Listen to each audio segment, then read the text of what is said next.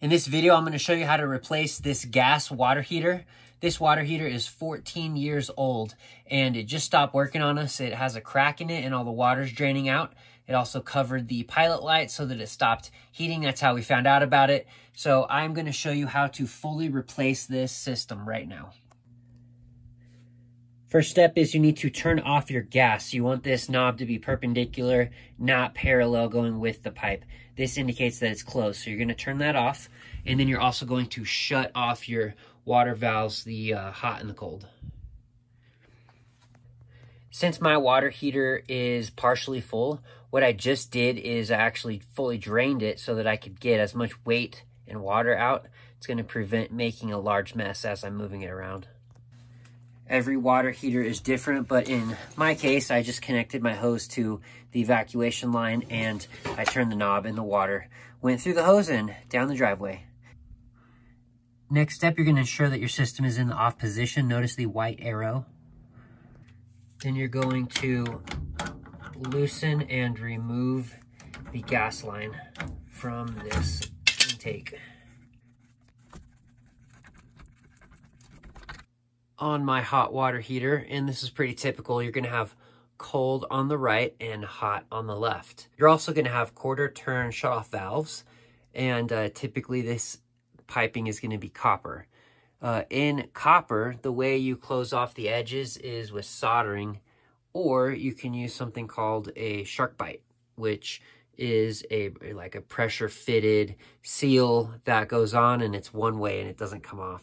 So what I actually bought is a water heater 3/4 inch fitting that has the other end is SharkBite with a quarter turn valve all connected into it. So this is going to effectively replace everything you see right there. So now I'm going to now cut about right up here and up here after shutting the water off, of course, because I'm going to be above my shut off. These lines are pressurized. All right, I just shut my main water line off. This is the cold water. This is the in, and you can track it. And you can do the same thing with your house and your setup, but this is the input, and then this is the output. Comes in cold, leaves hot. So now that I have these two shut, no water's going to come in this way. I have it shut at the beginning, so no water is going to enter and recharge this. So I need to when I cut into it, I'm going to have the water that's, existing in the line is going to drain out. Let's see, unless I push that water up and out through my faucets inside of the house, which I'm going to do. So I'm going to drain the hot and the cold so that I can bleed it all out. I just finished opening the bathroom and kitchen faucets and let all the cold and hot water drain out as much as I could. So this is going to be, at least it's not going to be completely full. There's still going to be water coming out. I'm going to now go ahead and cut these copper lines. You need to have some copper that exists still so that it can go into the SharkBite. So I always like to leave about 1 or 2 inches extra. That way I have enough to work with. So I'm going to probably cut it about right here. That's going to give me plenty of room to work with inside of the SharkBite. You can see how deep these go, and you need about 1 inch. And I don't want to butt it up right against this soldered edge, so that's why I'm going to cut it about here. This is the tool I'm going to use to cut the copper pipe. It is a little blade on the left here, and you put the pipe in, and then you spin it around the pipe like that, and then you twist it, get it a little bit closer, do it again, and you continue to do that until you pierce through the copper and you create a nice cut. Nothing's going to be bent. This is going to be the best way to cut it. Since copper is actually pretty soft, this is a pretty good tool to have. They're pretty cheap, so pick one up.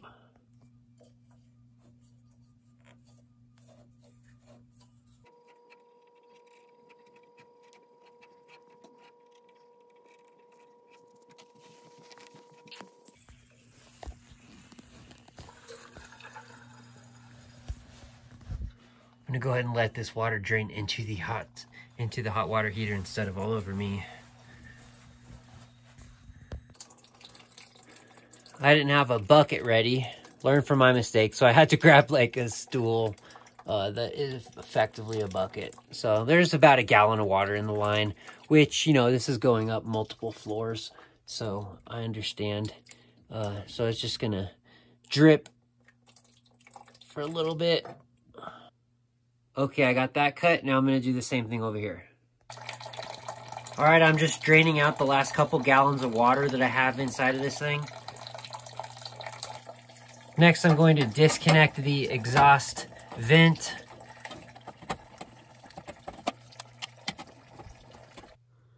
Now that it's cut and the vent is off and the gas is off and I drained a bunch of water out of it, it's now as light as I can make it. So I'm starting to just shimmy it over. I'm gonna get it over this little PVC pipe. Might have to take that up, but I'll try.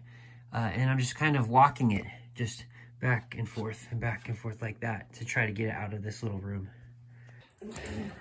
Okay, that did not go according to plan, but it's now outside, and as you can see, it has made quite the mess. Whew, I'm out of breath. It fell and then it just started, like valves broke off and stuff, and it just, you know, it was trash anyways, but that's not how I wanted it to drain, but at least it's happening. Okay, got it propped up on blocks. It's just draining out. That's gonna be a lot lighter when I need to dispose of it. Okay, on to the next step. This is the water heater that I got, A.O. Smith Signature 100. This is a 50-gallon gas water heater. It was 650 bucks, roughly 700 bucks at Lowe's. Had a 10% off coupon though, and that worked, so that was nice. Here's some of the features that it has. New one is now in place. Gonna go ahead and start putting things back together again. All right, these were a little bit of a pain to get in. I had to scratch away some of the foam. There's some right here, and then kind of just push them in manually through these little punch outs. And now what I'm gonna do, this cool little thing twists around until it becomes just in the right location. So I'm gonna mess with that until I get it just right. I found out this is called the draft hood on the water heater. So I got one screw in. I'm gonna go ahead and get a couple more in so that it's nice and tight. I was able to get this all situated so that it kind of spins and bends exactly right where I need it. Getting closer. Draft hood is fully installed now at this point. So next step is I'm going to prepare these pipes for the shark bites that are gonna go up. So I'm gonna run some cleanser and sandpaper, make sure there's no burrs because that's gonna rip the gasket in the shark bite. So I'm gonna get that all prepped and ready to go. You can see a color difference on the prepped copper.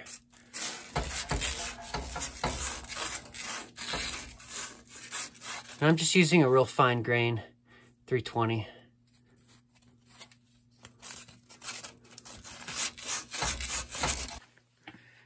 Oh, while I'm at it, I'm putting this extension from the old water heater onto here. It's hand tight. And then I'm gonna put this little cover over. That'll just prevent, you know, things from snagging on that lever. Okay, so I've got, this is my current state. I just had to add a little brace here for the copper. Oh yeah, I finished prepping my points that the shark bite is going to go into. So those are nice and clean, burr free. They look beautiful. That's exactly what you want to see. So I'm gonna go ahead and insert the shark bites, get these taped up, get it ready to go. I'm now gonna add some Teflon tape or plumber's tape. This is gonna help fill in some of the gaps and voids as I screw this hose on. It's gonna prevent leaks. I've always done like 4 or 5 times around. Remember, when your end is screwing on, it's gonna go this way. So you want your tape to tape around in this direction. Don't tape this way because as you're turning this, it's gonna undo the tape. This is what it looks like after I finish wrapping it. I'm gonna do the same thing on the red side. I just finished screwing it on. nice and tight and pressing the SharkBite into this. It was pretty uneventful, but all you do, if you can imagine, is you take the copper and you push it through. You can see how about an inch of it goes into the copper. So this ended up right where I wanted. There were about 3 moments where I pushed and then it went in further, pushed again, it went in further, pushed once more, and then now this is its final resting place. So I just turned the water on and I'm just checking for leaks right now. No leaks.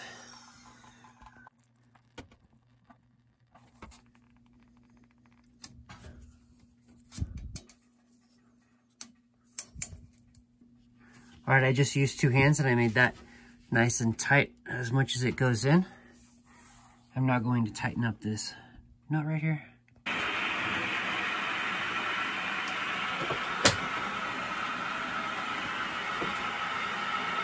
The water heater is now filling up.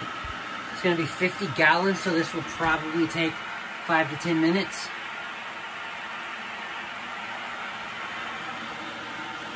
While that's happening, I'm gonna start prepping. My final step is to get the gas line connected back in. I got this part off of my old water heater. This is gonna be the gas coupling. I probably need to get a different wrench, but I Tefloned this real well, and now I'm just tightening it as tight as it goes. This is something you don't want to be loose. I'm tearing this up. I'm gonna go get a different wrench.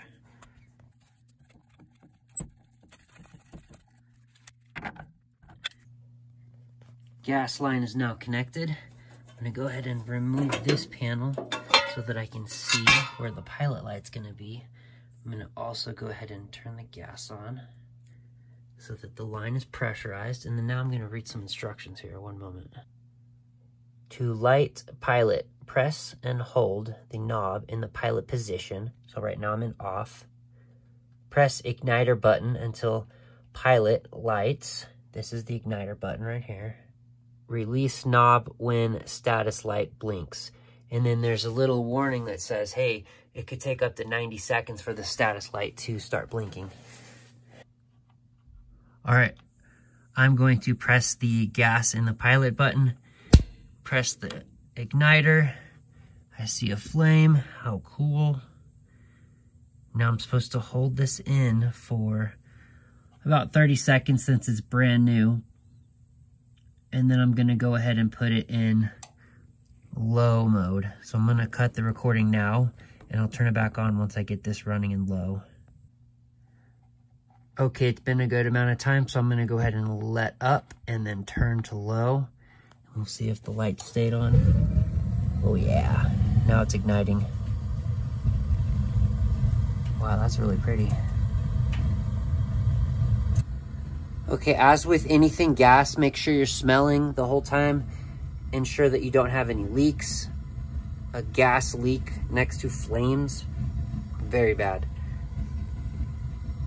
In my case, I am actually installed better than when I took the thing out. So I'm feeling very comfortable and I recognize that I have no smell of gas right now. So I'm looking at the status indicator right here. One flash indicates normal operations. So all great signs.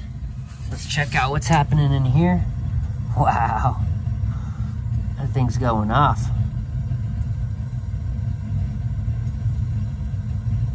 That is cool. Oh, I hit my head.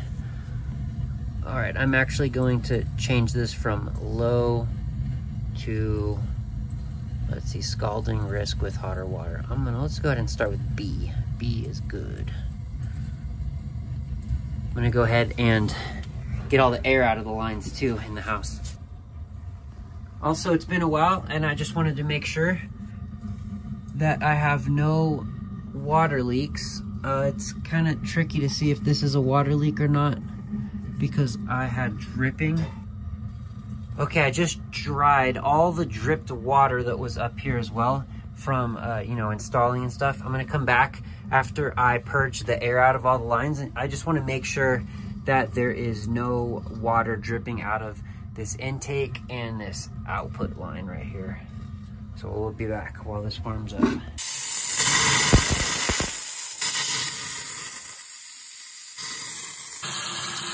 After about a minute or two, it appears that all the air has been burped out of the lines.